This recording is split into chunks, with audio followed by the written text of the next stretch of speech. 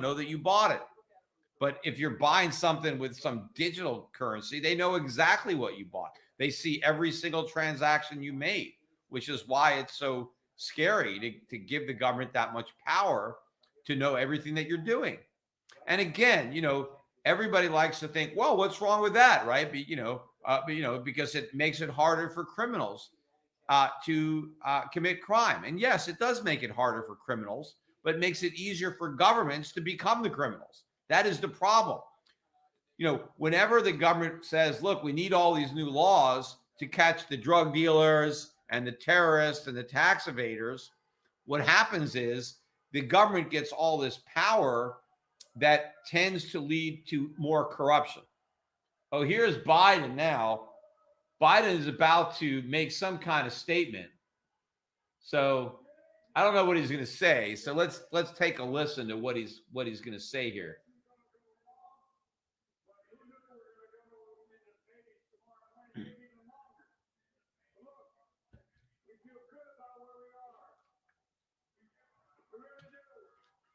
Well, it seems like he's admitting that he hasn't won, but he's not he's not conceding that he's lost. He's saying he's going to have to wait.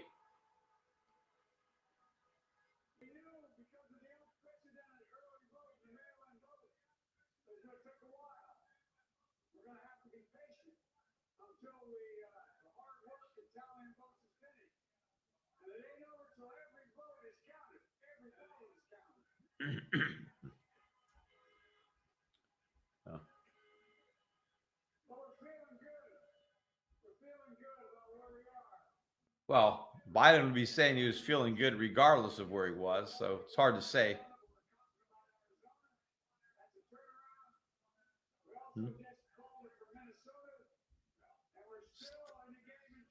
But still very little movement. No movement in the dollar, no movement in the market, no movement in gold, still down about $10.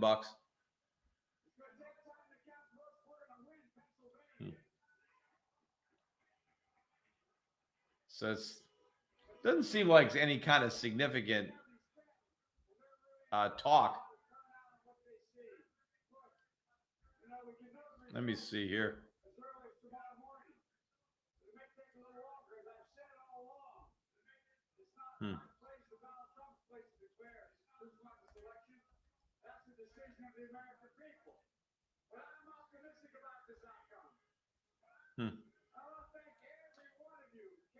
Yeah, well, hopefully this will be a short speech.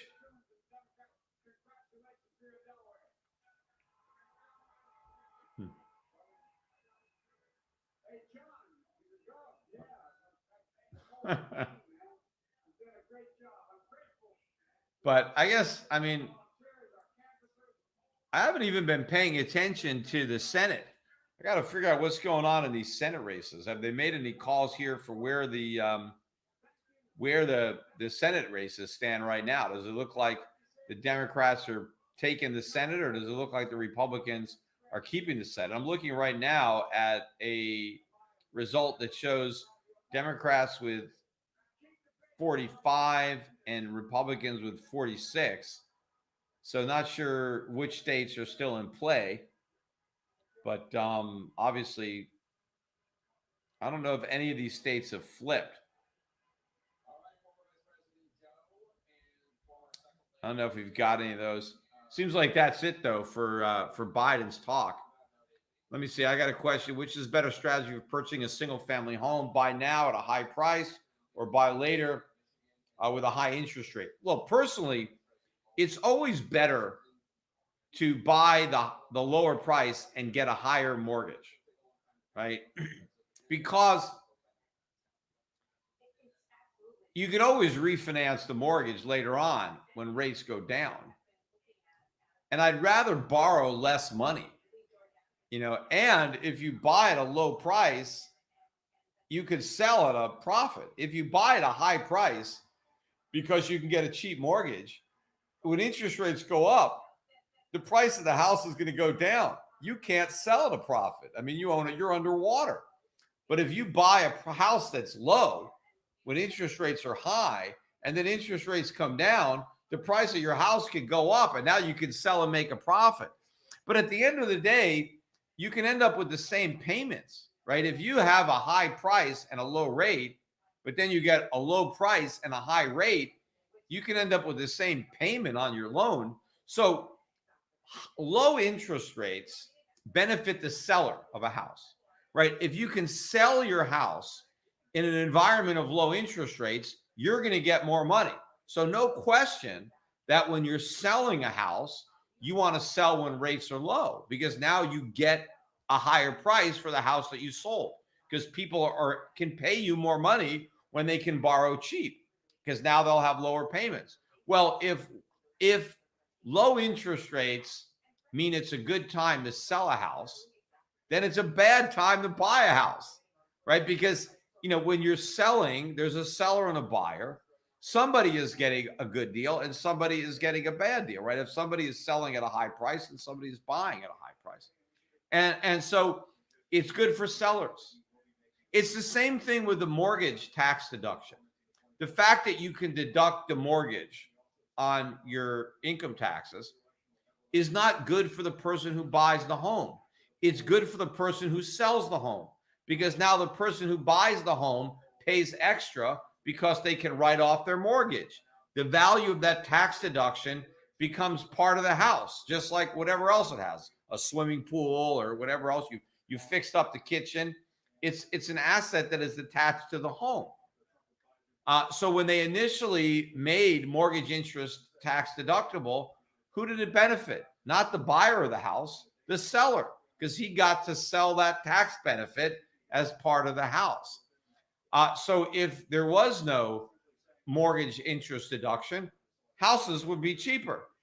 So people would buy them for less money. They couldn't deduct their mortgage anymore, but the mortgage would be smaller because they would borrow less money. It's the same thing with the interest rates. If interest rates went up, you would just borrow less money to buy the house because the house would be cheaper. So it's benefiting the seller. So a high interest rate hurts the seller because now he has to reduce the price of his home because that's the only way somebody can buy it. So I would, rather, hey, wait for interest rates to go up and then buy, and save up your money so you could put a bigger down payment. Save your money in gold. In fact, if you have enough gold, you won't even need a mortgage, right? The best thing is to buy when mortgage rates are high and not even have to use a mortgage, to pay all cash, right? You don't need a mortgage. You got cash.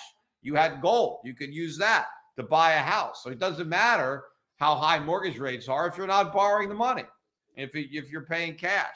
And how did you get the cash? Well, you sold your gold. You sold your foreign stock. So that's what I would do. I would wait out the real estate bubble in these other assets that are going to go up in value when real estate comes down. And then I would sell some of those. And who cares what the mortgage rates are if you're not borrowing money, because you're actually buying a house that you can afford. You didn't need to borrow any money. Why people now, they have to overpay to buy a house. They got to borrow a bunch of money.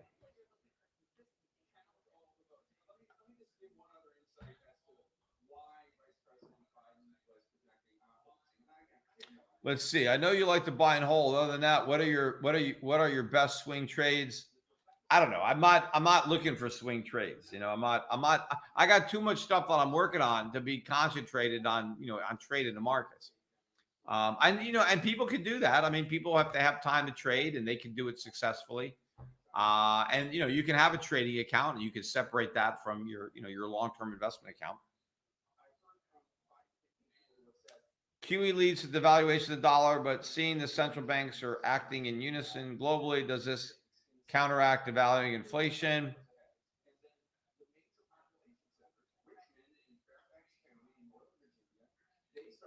No. I mean, it does. People think, hey, if all these central banks are making the same mistakes, I mean, does it all come out in the wash? No. Look, yes, if all the central banks are inflating, that temporarily provides cover, right? Because they're all making the mistake at the same time, right? Like if we all do lousy on a test and the teacher grades on a curve, well, then it's not going to hurt us, right? If we all get a low mark, then we all could get a high grade because the teacher is grading on a curve.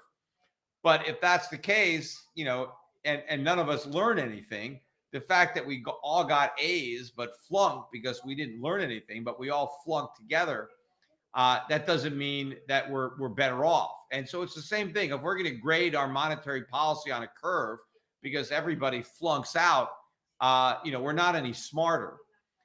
We're still going to have to suffer the problems of inflation if we suffer them all together. But yes, in the short run, you don't look as bad.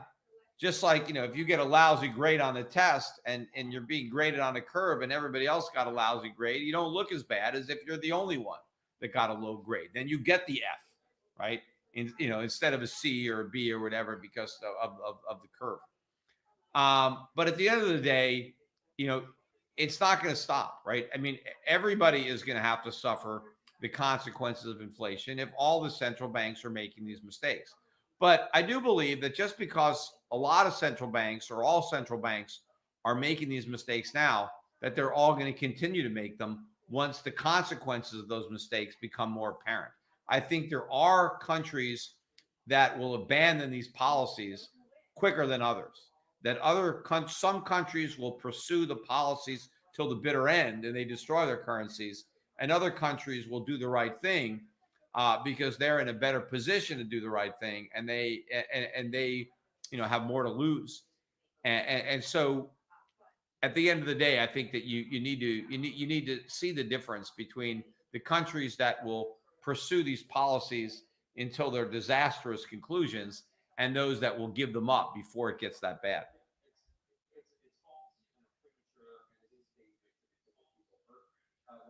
Who is my favorite tennis player? I don't know, maybe my kids.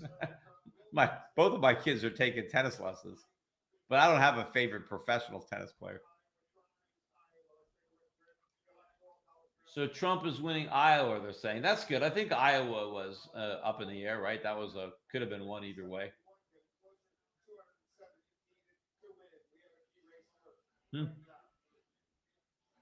And that is CNN that is making that call. Yeah, they're showing Arizona now. Biden's got a pretty big lead in Arizona. But that's just.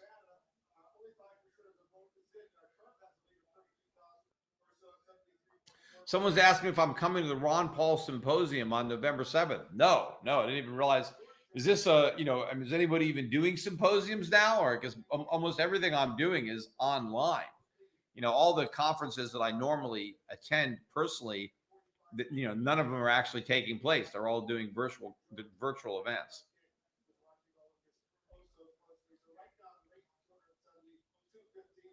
Why can't you say debt is bad for consumers and businesses? Someone can argue that borrowing for consumer goods makes them more productive.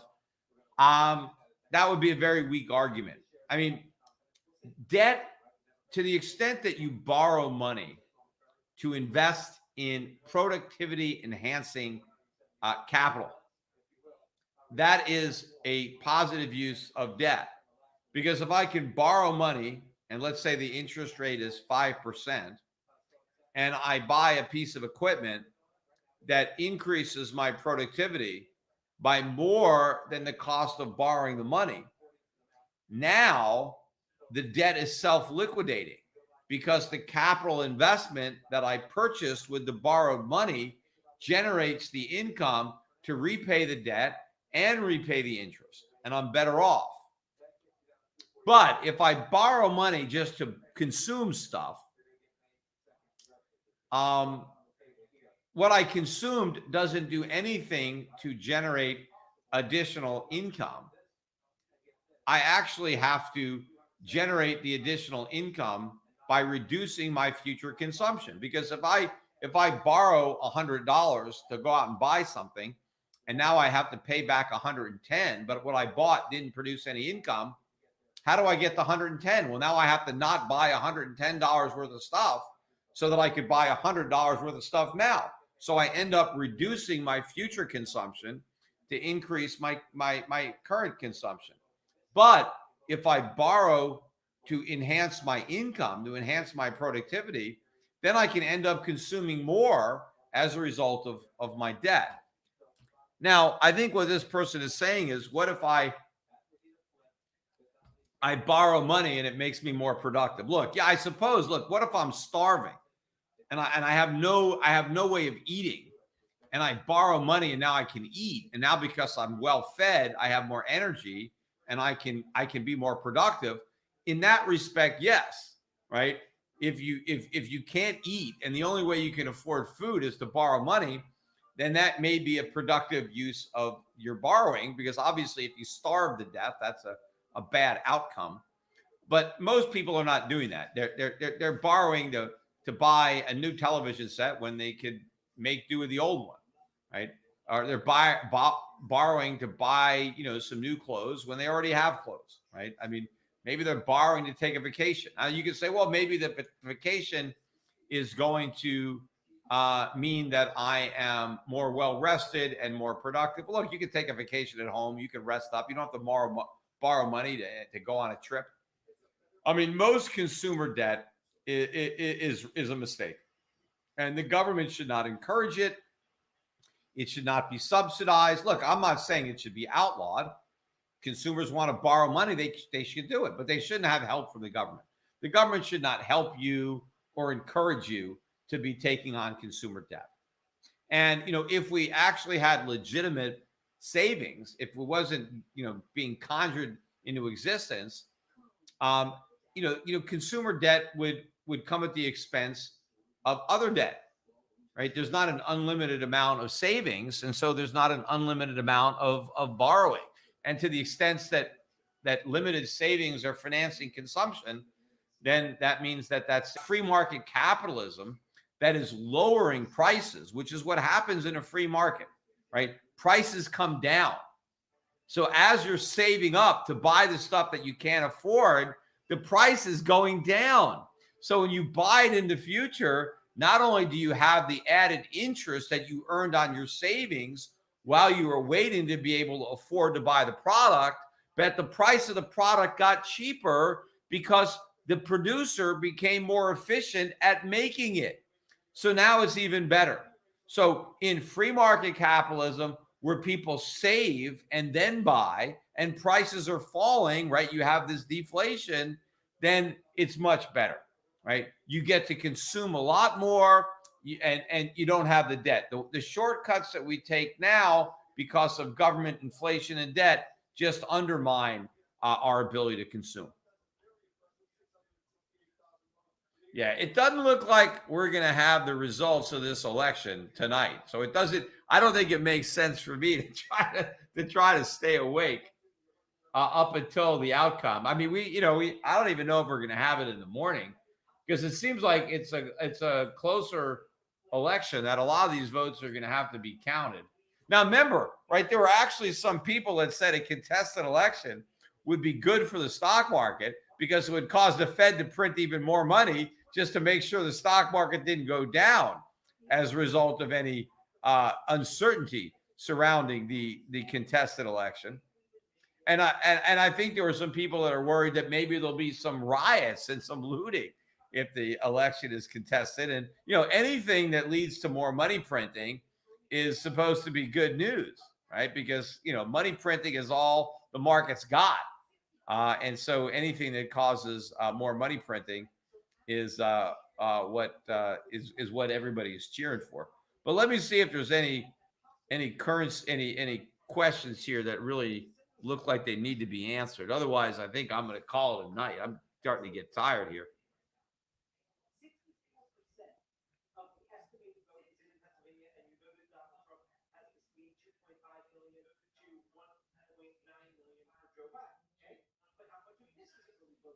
Somebody is asking a question about the dividend fund and why the yield, I don't know where that yield is coming from, because the actual yield on the fund is quite a bit higher than that. Of course, there are management expenses that have to come out, so that reduce the yield. But, the stocks that we have are paying very, very high dividends. Whether the fund is paying them out or not, the dividends are still being earned by the fund and retained by the investors that have the fund. So, we are getting a lot of good dividends right now on the stocks in the dividend fund, but the yield that is being quoted there seems awfully low compared to the dividends that we're currently getting on the stocks. But remember, there are some stocks that pay lower dividends because we're trying to get more diversification in the portfolio. So we're not just buying the very high dividend paying stocks. We want to have a little bit more diversity. And so some of the stocks in there are going to pay lower dividends because you sacrifice some of that current income to get a little bit more on the long-term appreciation and to get a little bit more total return.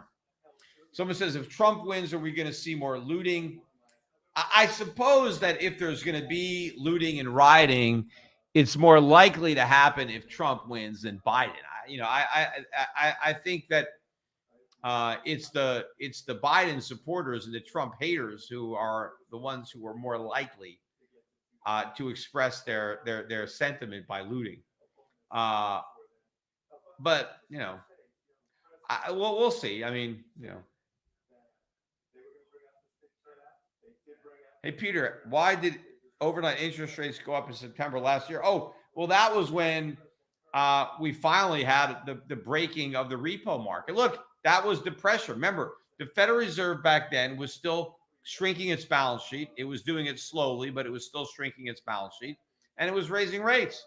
And eventually rates started to move up. I mean, rates are too low.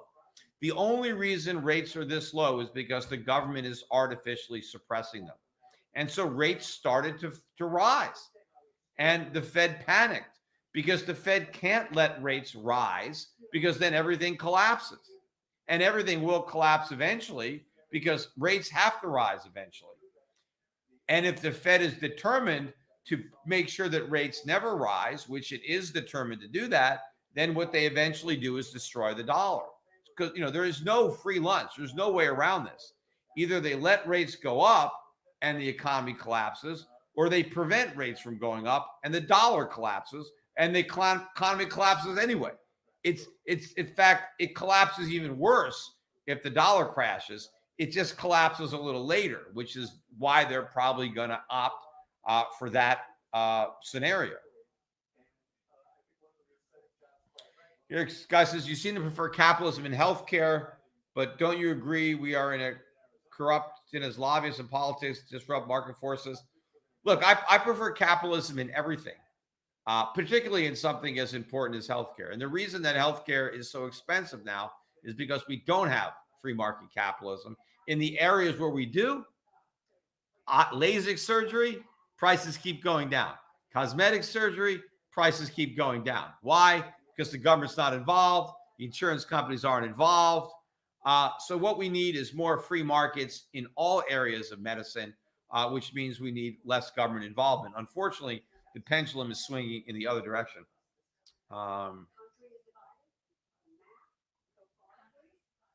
Someone asking about a gold-backed cryptocurrency. Again, the government doesn't want a gold-backed cryptocurrency, and they can stop it with the laws and the regulations that impede it. But yes, look, the only way a cryptocurrency is going to work is if it's backed by something real, and the best thing to back it by is gold. Right? That's why fiat currency doesn't work.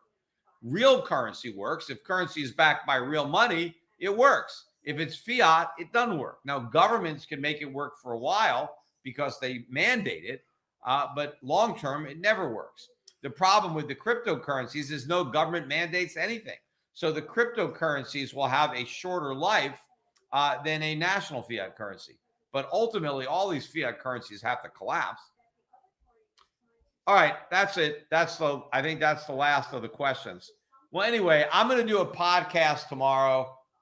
Maybe we'll have the results of the election. So I will do a podcast tomorrow, probably after the market closes. We get the reaction in the market to whatever news we get. Don't forget, again, watch me on Liz Clayman's show, the Clayman Countdown on Fox Business. I'll be on that show live tomorrow. And I know a lot of people miss this format. I mean, for a while, I was doing my podcast, and it started when everything was collapsing from COVID. I started doing my podcast on video, and then I moved them. And then I continued doing it, and then I would post them on my